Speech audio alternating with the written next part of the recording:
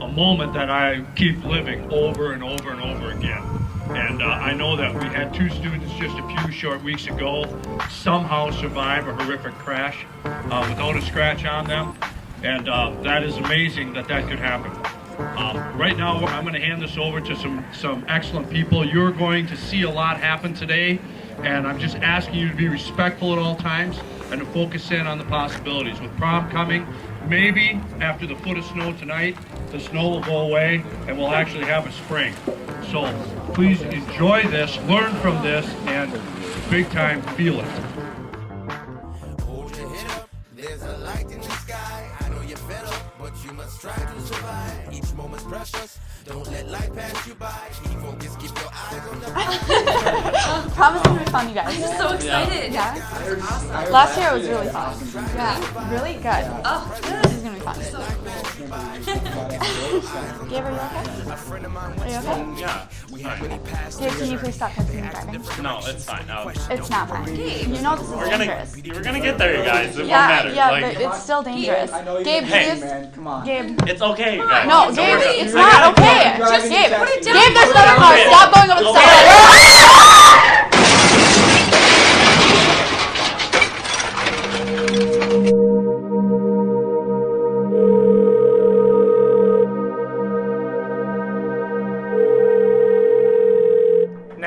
Where's your emergency? I don't know what happened. Okay, where are you at? We're on a road somewhere. We're on the side of a road. Okay, you need to tell me where you're at. We're north of Osceola. Okay, what? Buckridge. What happened? We were in a head-on collision. How many people are hurt? There's 4 of us. Okay, hang on the line while I get help to you, okay?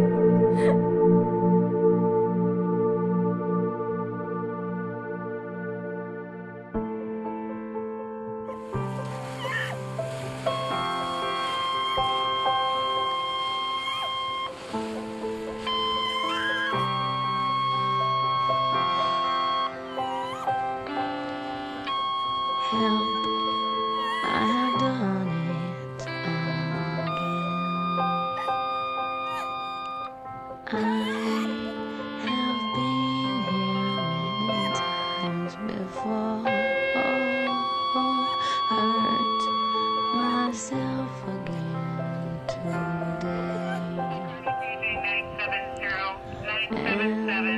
Sacred Valley EMS, Osceola Fire, Director of Fire, and County Line First. You're needed for a block 1050 on Highway 35 at 250th Street.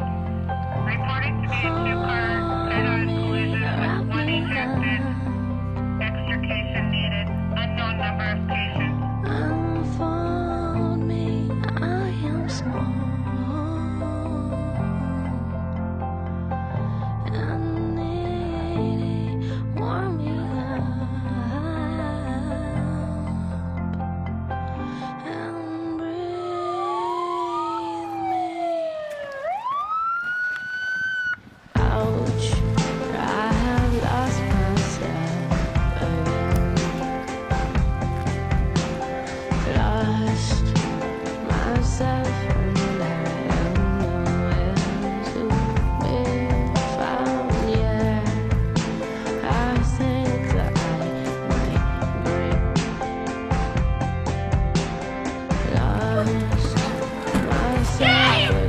So when law enforcement arrives, they're going to start trying to figure out what's going on. They're going to let everybody else know what's happening.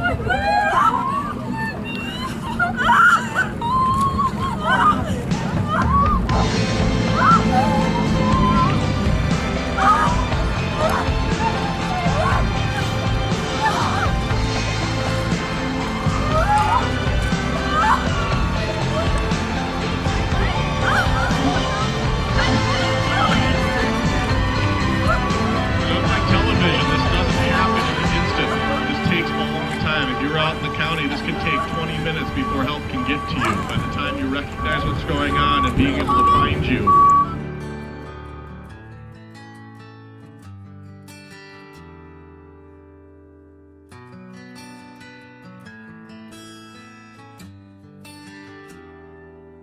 Another day in this carnival of souls.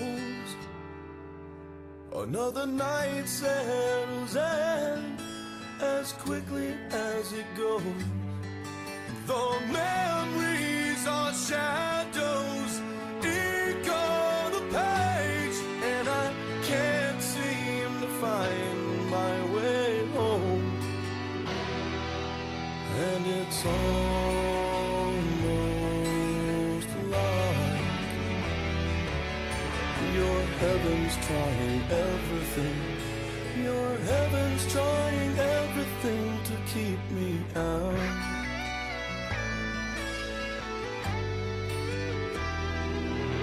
All the places I've been and things I've seen, a million stories that made up a million shattered dreams. The faces of people I'll never see again, and I can't seem to find my way home. 'Cause it's almost like your heaven's trying everything to break me down. 'Cause it's almost like your heaven's trying everything to keep me out.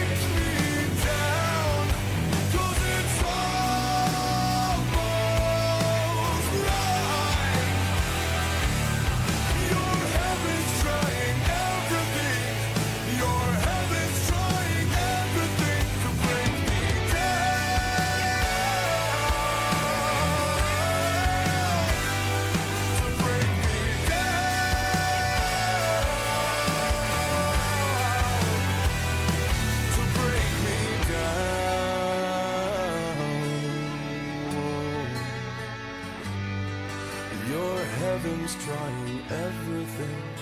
Your heaven's trying everything to break me down.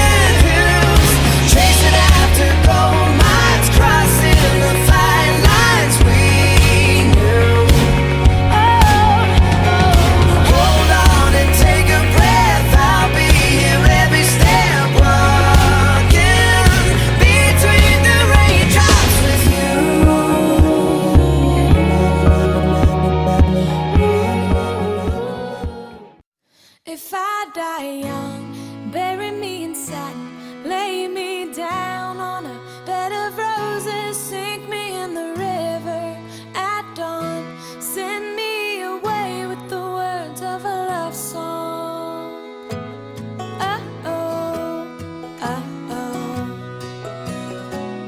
Lord, make me a rainbow, I'll shine down on my mother. She'll know I'm safe with you when she stands under my colors. Oh, and life ain't always what you think it ought to be. No, ain't even gray, but she buries her baby. The sharp knife of a short life. I've got just enough time.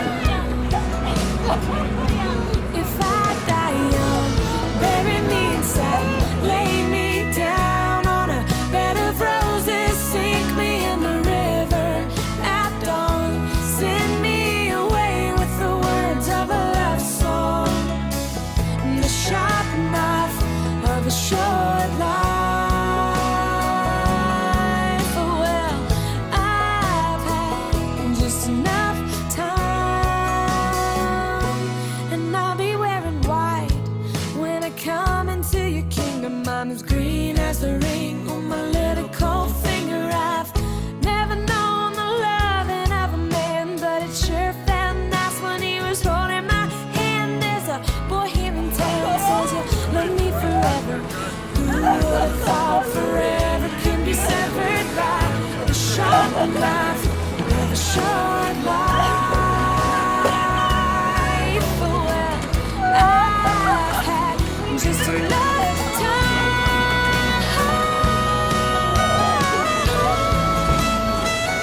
With the age of instant communication, the parents oftentimes already know when family members do arrive on scene, and for us to have to deal with that. I'd like to think just another few seconds before we let you go inside. Imagine what this is going to do to your parents, your family, and your friends. My pearls. What I never did is done. A penny for my thoughts, oh no, I'll sell them for $1. They're worth so much more after I'm a goner, and maybe then you'll hear the words I've been singing. Funny when you're dead, how people start listening.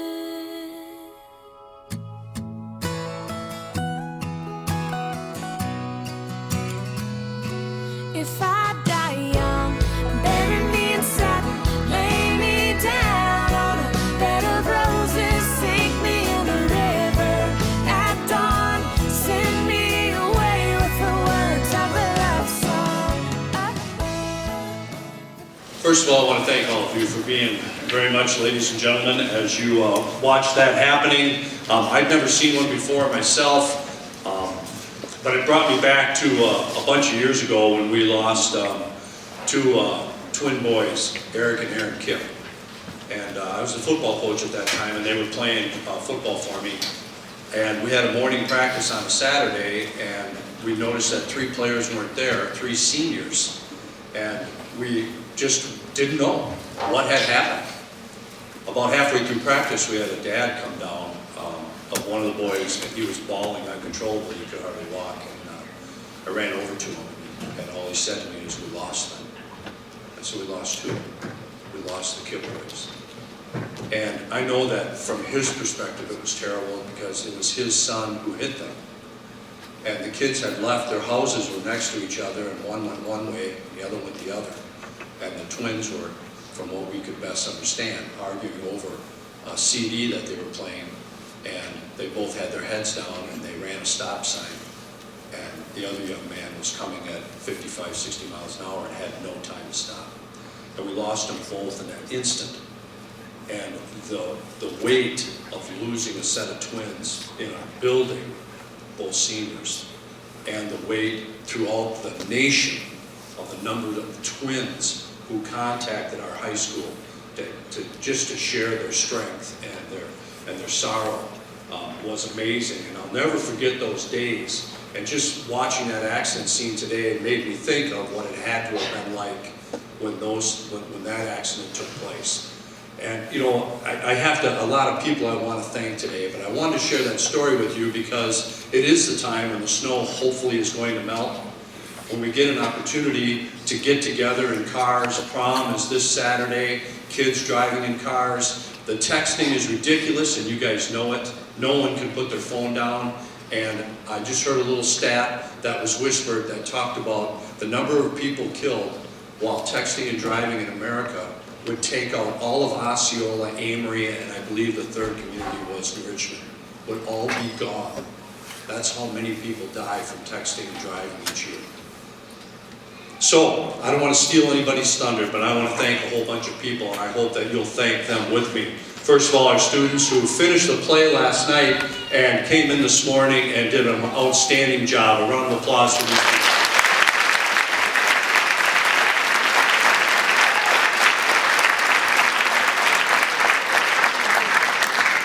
All of our volunteers in the back, all these gentlemen who gave up their time today.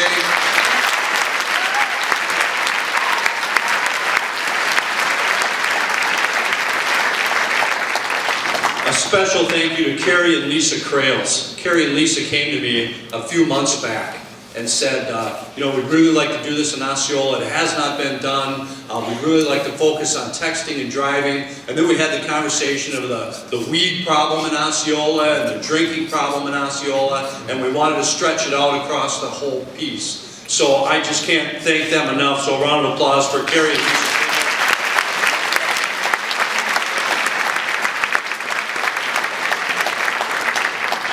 As soon as they came to me, I had a chance to talk to Robin Foster, and I just mentioned it to Robin, and within 2 days, she had the whole thing organized and ready to rock and roll. So, an amazing woman who really put this whole thing together for us. Thank you very much.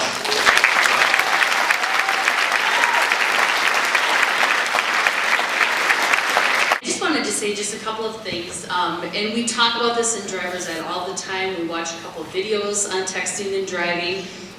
Those of you that have taken our program, we show the video of where a young lady hits, she looks down to check her text, she looks down for maybe 1 to 2 seconds of that. But remember that video that I showed where then she hits an SUV in front of her and there's a little boy that's about 18 months old and how much time he spends in the hospital, and they show very graphic photos of him. But it's not just about texting and driving, it is about distracted driving and paying attention to what's going on. We've had, like Mr. McMartin said, a number of accidents in our community that we've had to deal with, but in our surrounding communities as well. Last summer we had that terrible tragedy that happened to the students in Hudson High School down on Interstate 94, and again, distracted driving. And I don't think that any of you, I really don't think any of you can ever imagine living with the fact that you were behind the wheel and someone died while you were not paying attention. I can't imagine being 16, 17, 18 years old and living with that thought for the rest of my life. And I would hate to think that any of you would really ever have to live with that same thought process that you killed somebody because you were not paying attention.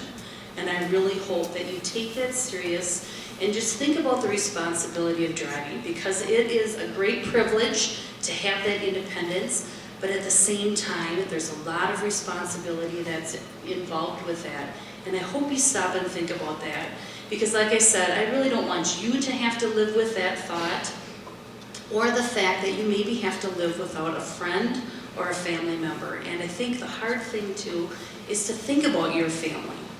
Think about what your family would go through without you, or if you are old enough and you have to go to jail time or prison time because of inattentive driving and manslaughter charges. Again, I really, really hope you think about that seriously. You know, with your driving and with all the upcoming events, we've got prom, we've got graduation, but please take that into consideration. Turn the volume down on your phone when you get in the car. Wait that 10-15 minutes until you get home and then check your messages. But please really think about what you're doing, because you are very special people to us. And that's why we bring on presentations like that's why Robin and these people back here are able to come in and take the time to do that, because they care about you. They're not here just because they want to take a day off, but they really, truly care about each and every one of you. And we do too. So please, please, take that responsibility very seriously. Thank you. Today. And I have dealt with some of the EMTs and the EMS on the stage with my own family and some emergencies, and these guys are fabulous, and I worship the drone that you walk. So I'm going to ask you guys, students, if you would raise your hand and tell me, I want you to think for a minute what your most valuable possession is. And if you would you raise your hand and give me an answer, please, and I'll come around with the mic. Jake, what's your most valuable possession? My family. So one of Jake's most valuable possessions is his family. Anybody? I'm trying to work the crowd, I'm working the crowd. Tristan, tell me what your most valuable possession is. Friends and family. Okay. You got friends and family. Anyone else? Right over here. Will you please tell me your name? Natasha, tell us your most valuable possession. How old is she? Okay, 3 on Saturday. Anyone else? Most valuable possession, Connor's got one up here. That would be my car. Okay, so let me ask you this. Okay, thanks. Put your hands up, please. I need you to focus, so clap, please. So I want you to think about this. Connor, tell me what would happen if you lost your car? Or if your car was taken away from you? You might not see me for a very long time. I'd go to a depressing spiral to sadness. Okay, so yeah, you'd be really, Connor would come to school and we'd miss Cal, right? Natasha, tell us what would happen if you lost your baby sister.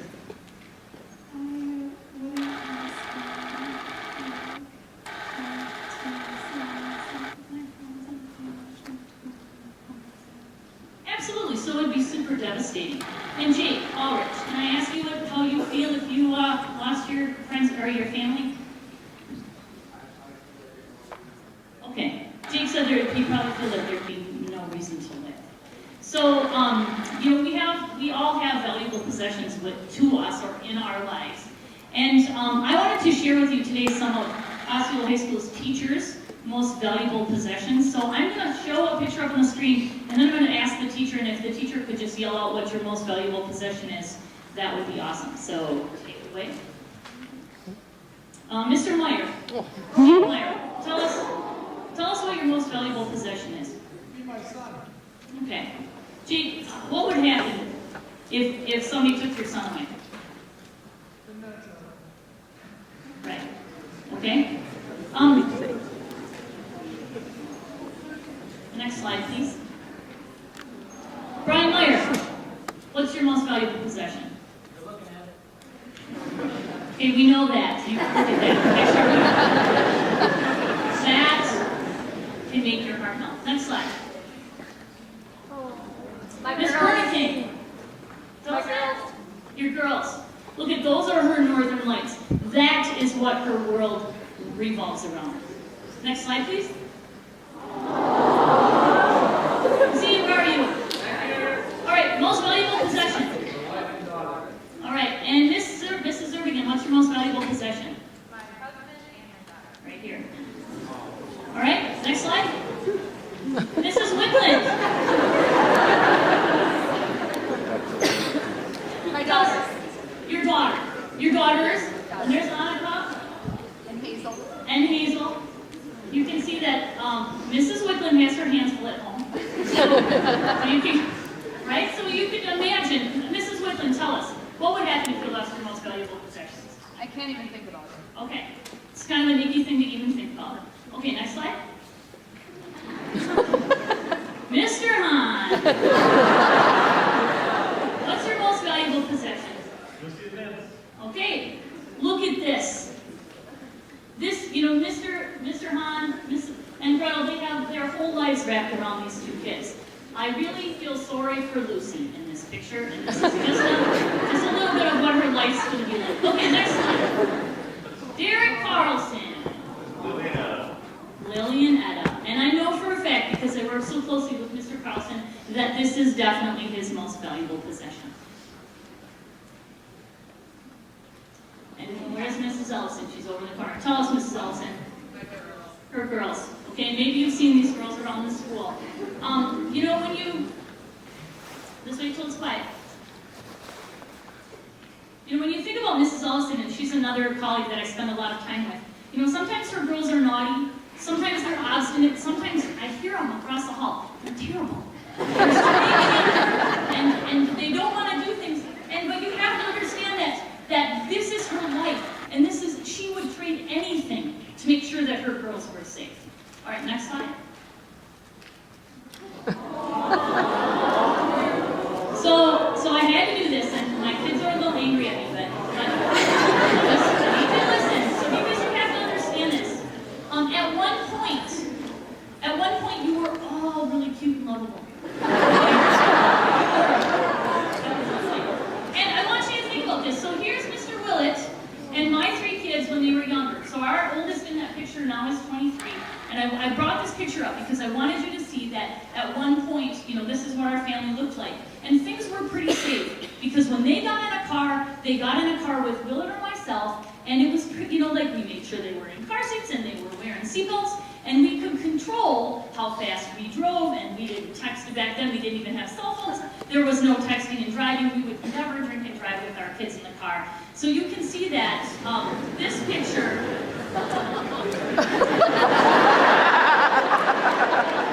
It's supposed to be funny. I didn't even mean it like that. Okay, so anyway, no, I want you to think about this. Maybe you wouldn't necessarily expect this from Mr. Willett. You would think that maybe his most valuable possessions would be his canoes or his music collection or his graphing calculator. And if you know me, maybe you would think that my most precious possessions would be my Warren McKenzie bowl, clay too, or maybe my pottery wheel. But to us, right here, are our most valuable possessions. I would trade anything. I would give you all my money. I would give you everything I own to make sure that my kids are safe. Absolutely, and I know they're super embarrassed, and I'm sorry to do this to them, but you have to understand that this is what our world revolves around, and it has for a really long time. 23 years is a long time to have some people in your lives. We all fight and argue just like all other families, but we would give anything to make sure that our kids are safe and that they're around for a long, long time. Okay, so I want you to think about this.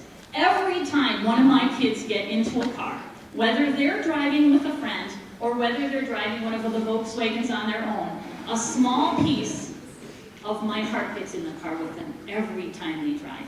And I know that my kids are so sick of me saying, don't text and drive. Drive safely. Make sure your seatbelt's on. Be careful. Drive slowly. Make sure you're doing the speed limit. I know that, you know, when Paul walks out of the room, he just rolls his eyes and thinks, I just can't listen to that one more time. But do you get it? You know, we don't make this up. We're not making this up. You are our world. Your parents love you more than you would ever know. And they would, you just can't, I can't even imagine. My whole heart would explode if something happened to my 3 kids. Look at how Nurse April responded today when she was the parent and saw the dead body. It was instant crying in my world. I just started to cry. I didn't even know I was crying, and I had tears running down my face. It only takes 1 second to look away and not pay attention. And then your hearts, your whole family, you heard it from our students, it would be destroyed. So when you really need to think about this. And Tori and I had a great conversation the other day about how you are your parents' most valuable possession. And even if it doesn't feel like it right now because you're in high school and you fight all the time, and I get that, you are your parents' most valuable possession. And we love you more every day. And you guys need to make decisions now. You owe it to your parents. Thank you. Thanks to you guys for everything you do. You know, it's really amazing. Mr. Martin asked me if I'd come up and share a story or stories with you. Do we have enough time? Unfortunately, my family has gone through a lot of these things. How many people, show of hands, know someone who's been in an accident? Look around. Keep your hands up. Look around. If you think you're never going to be in an accident, you're sadly mistaken. Chances are pretty good it's going to happen to you. The big question is, will you get a second chance? Some people don't get second chances. We got good weather coming out here. Imagine you get home from school, it's a sunny day, you got 2 weeks and you're done with school. Mom and Dad are both at work.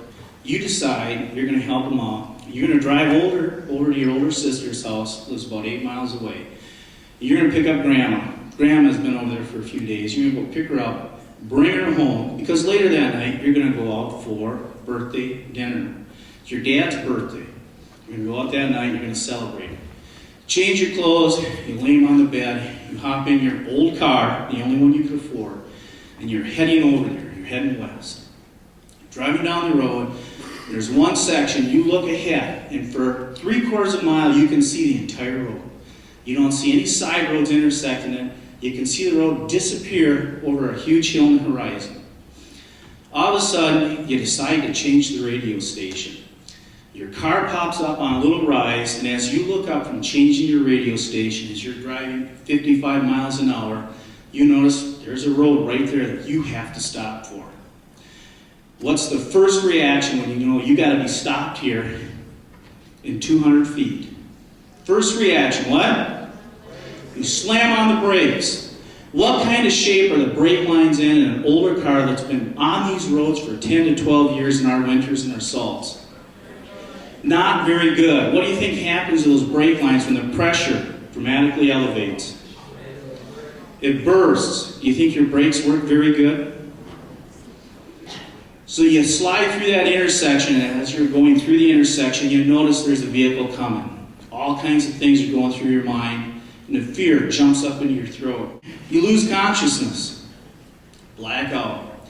You come to, and you've got the steering wheel pinned against your chest. You can't get out.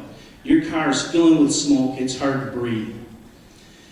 People are reaching in. They're trying to help you. Someone's out in front of the car. They're trying to throw water. There's a small creek there. They're trying to throw water to put the fire out. And it's not working. You know you're in trouble. Happened to my brother, May 18th, 1998. People stopped to try to help him. One guy that I thought probably could have done the best or most help went down the road to a bar that was down the road about a mile to call, because back then nobody had cell phones. And the 4 or 5 other people that stayed to help, they were doing their best. Some people were throwing water on the car, on the engine, because the hood had popped up. They were trying to get him out, but they couldn't get him out. And I feel bad for those people, because they were there trying to help him. He came to with about a minute or so, and he was yelling, he was screaming, "I don't want to die, I don't want to die." His last words were, "God, please help me." That was it, and he was gone. I feel bad for those people that were there. I felt bad for my mom. When I showed up at our house later that day, I walked in there. You know what she was hanging on to? She was hanging on to his clothes. She hung on to those for a long time.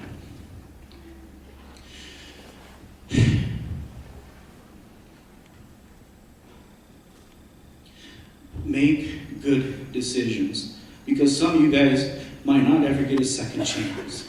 Wow. Quite an emotion when you see all these pictures up here. You hear a mother screaming because her daughter died. If you hear it in my voice, I still get emotional about it, because I've been on the fire department for 32 years, and I've seen a lot. You know, I think I've seen just about every kind of death you can see. But I think the one that touches most to me is when it comes to young kids and students that really bother me. So that's why I feel, if you can really feel in my emotion right now, that's how much it bothers me. I have nieces and nephews here. I haven't had any children myself, but I have a lot of friends that have kids and stuff like that. But I used to argue a lot with guys that I went to college with, because Osceola is such a small community. You get to know everybody in town, from Osceola out to Farmington, out to Dresser, you know everybody. Now, I graduated with 81 kids, you know, in my class. I knew every one of them, you know. I wasn't afraid to say something to them if they did something I didn't like. So that's what I'm asking of you guys, is to step up, and if you see somebody driving or texting you, you're riding in the seat next to them, tell them, hey, knock that off, you know. You don't need to do that. So I just, you know, I sat up here trying to think of what I'm going to say, but I know my emotions always get away from me. And I'm 6'6", 290 pounds, and I'm telling you, I can still feel this way just like anybody else. So, like I said, just be careful out there. Thank you. Hey guys, I think most of you recognize me as building ground director for the Osceola School District, and I've also been a fireman for 30 years with Donnie. I've been an EMT for 28 years on the Osceola Ambulance Service, and Mac asked me today to talk about making a personal perspective on what we see and face out there when we're called out. The accident I'm going to talk about happened 26 years ago, and the accident didn't involve high school kids, but it involved some young adults. It involved 3 guys, 19, 20 years old, and a girl, 19, 20 years old. And the reason I think this ties in today with what we did out there is it's all about choice, it's all about good decisions. So these 4 people were out drinking at the bar all night. Back then, 19 was legal drinking age. They partied all night, the bar was going to shut down. And they decided to continue to party at someone's house. They all piled in to one guy's pickup. The pickup's a 2-seater, bucket seats. All 4 of them climbed into the cab. And when they climbed into the cab, of course they're not seatbelted in. And they're driving east of Osceola on County Road M, high rate of speed. Driver loses control of the car, goes in the ditch, hits a tree head on. We get paged out. 1 vehicle accident and multiple serious PI. We're heading out there. I happen to be crew chief that night. It's my decision when I triage patients, who goes first, who goes second, who maybe doesn't go at all. And as we're heading out there, I get out to the scene and they step out of the truck. And I look down at the car accident, the driver sides towards me. This truck had hit this tree so hard, it bounced back 5 or 6 feet from the tree. I've got bodies all over. I've got a guy in the back of the pickup who was ejected through the rear window. I've got the driver pinned behind the steering wheel. I've got a body laid over the dash. Talk about deja vu, guys. When I read this script that Robin gave me, this accident came to mind immediately. I've got feet sticking out from the front of the pickup. And I'm thinking, game on, Bob, where do we start? So as I walked out of the accident scene, first thing I look at the triage is the guy in the back of the pickup. He's screaming his head off. He's in so much pain. He's got multiple fractures in both legs and pelvis. But I'm thinking, well, this is an easy one because he's breathing and he's conscious because he's screaming. So I'm letting St. Croix EMS take him. They're pulling right in. So St. Croix is going to work on him. Next, I go to the driver. Pinned behind the steering wheel, the doors popped open because of the impact, semi-conscious, semi-alert. I check him out, think I can't do anything for him until fire gets here and extricates him. So I go on to the 3rd patient. This happened to be the young girl, laying on her back over the hood of the truck. Head taken over the front of the truck, because the truck's so smashed in. Head taken over the front, her right leg, and I remember what leg it was, is tangled in the steering wheel, the only thing that kept her from being ejected, totally out of the truck. Obviously dead. Severe head trauma and chest trauma. Another easy call. She doesn't need to go. She can wait till the end. So I walk around the front of the truck. As I'm walking around the front of the truck, I kneel down by this guy's head. Doesn't look very good. Check to see if he's alive. It was a cold night, fall of the year. Sure enough, I can see his breath. So I know he's breathing. A good thing.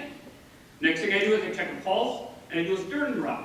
That's to check to see if he still has some reflexive action. Sure enough, I've got a little pulse in his wrist, and he kind of punches his shoulders. I get another good sign. Here we go, baby. Maybe I'll save this one. So I take my little pen light, and I check his eyes. And the reason you check their eyes, you want to see if the pupils react alike. Well, his pupils are blown. And when I say they're blown, I don't mean they're blown up in his head. What I mean is that the pupil is like shattered like glass. And it can be caused from severe head injuries. So I'm thinking, well, this has gotten worse. So the next thing I do, I check his ears. Show my little light in his ears, tell him if there's any brain fluid coming out of his ears. It's another thing we check for. Sure enough, he's got brain fluid coming out of both ears. So I'm thinking, well, this is really going down the toilet right now.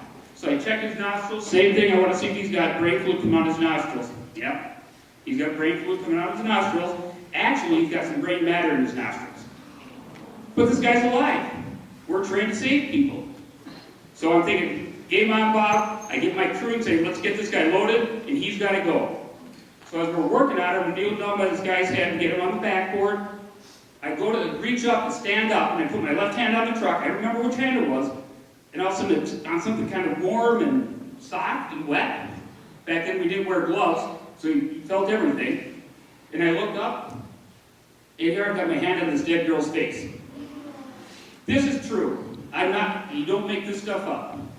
These are the sights and the memories they have 26 years later. These are what you dream about 26 years later. But I'm watching you guys too. And I'm watching for your reaction to all this going on. And I'm thinking, I wonder how many of you guys are buying into this. And I'm thinking, you know, there's probably quite a few that are buying into it. It's making me feel pretty good. But I'm also thinking there's a lot of you out here, or some of you out here, that aren't buying into it. They're thinking, this is a bunch of crap. It's not going to happen to me. As an EMT, as firemen, we're trained to understand that we can't save everyone. People die all the time. We can't save everyone. So guys, if you don't buy into it, that's okay. It's all about choices. It's about decisions that you're going to make. But let me tell you, if one of you guys or girls buy into this and take a second to think, I'm not going to text and drive. Every time I get in a car, I'm going to buckle up. I'm not going to ride with anyone that's been drinking. As a matter of fact, I'm not even going to drink and drive. I'm not going to get in the car with someone that drinks and drives. Then what we've done is reduced by 1 the odds of us getting called out one night, kneeling over you guys in the ditch, me taking my little pen light, shining it in your eyes and thinking, no one's home, oh my God. And then I've got to face your parents, your friends, and your classmates. And that sucks. That's part of the job that I hate, and in 26 years I've never gotten used to. But guys, enough about preaching. Have fun at prom. Enjoy high school. Make good choices. Think about what you're doing, and be safe. As we wrap things down here, some of you guys might be wondering if you could do what we get to do. I'm not going to sit and preach and do statistics or anything else like that. You make bad decisions, you don't get to do what we get to do. You need to stay in school, you need to not get in trouble, you need to not be drinking and driving. We can't do this kind of stuff. So those of you who are thinking about maybe doing this as a career, being faced with this kind of incredibly good opportunity for challenging work, you can't do it when you're doing that stuff. You notice we've been calling it a crash most of the day. It is a crash. Almost all of these incidences are preventable in one fashion or another. They are not accidents. There's a series of decisions that continue to cascade on themselves and become a crash. I'm going to leave you with one last thought. Everybody's talked about all this. I know you guys are going to make bad decisions sometimes. That's part of growing up. But what I'd like you to consider, make it a habit to wear your seatbelt all the time. If you do it all the time, even if you make a bad decision, you will probably do it out of habit and out of reflex. This is my last thought, and then I'm going to let you guys go. I have never cut a dead body out of a seatbelt. When I'm gone,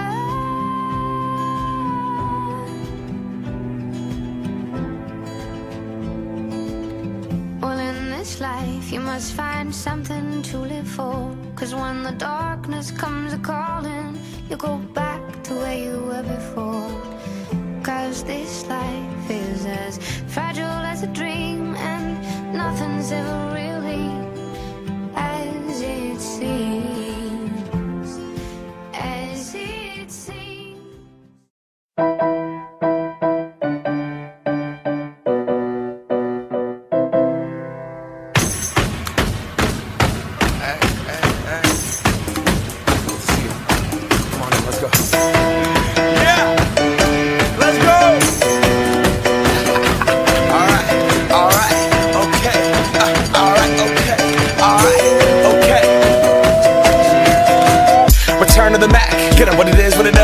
What it isn't. Looking for a better way to get up out of bed instead of getting on the internet and checking a new hit. Me get up, first shot, come strut walking. A little bit of humble, a little bit of cautious. Somewhere between like Rocky and Cosby's for the game. Nope, y'all can't copy yet. Glad moonwalking, and this here is our party. My posse's been on Broadway, and we did it all way. Grown music, I shed my skin and put my bones into everything I record to it. And yeah, I'm on. Let that stage light go and shine on down. Got that Bob Barker suit game and Plinko in my style. Money, stay on my craft and stick around for those pounds. But I do that to pass the torch and put on for my town. Trust me, on my INDEPENDENT shit. hustling, chasing dreams since I was 14 with the 4-track bustin'. Halfway across that city with the back crush shit. Labels out here, now they can't tell me nothing. We give that to the people, spread it across the country. Labels out here, now they can't tell me nothing. We give it to the people, spread it across the country. Here we go back, this is the moment, tonight is the night. We'll fight till it's over, so we put our hands up like the ceiling can't hold us. Like the ceiling can't hold us. Here we go back, this is the moment, tonight is the night. We'll fight till it's over, so we put our hands up like the ceiling can't hold us. Like the ceiling can't hold us. Now, can I kick it? Thank you, yeah, I'm so damn grateful. I grew up really wanna go fronts, but that's what you get when Wu-Tang raised you. Y'all can't stop me, go hard like I got an 808 in my heartbeat. And I'm eating at the beat like it gave a little speed to a great white shark on shark week. Wow, time to go off, gone, deuces goodbye. I got a world to see, and my girl, she wanna see Rome. Caesar make you a believer, nah, I never ever did it for a throne. That validation comes from giving it back to the people. Now, sing this song and it goes like, raise those hands, this is our party. We came here to live life like nobody was watching. I got my city right behind me. If I fall, they got me. Learn from that failure, gain humility, and then we keep marching. Here we go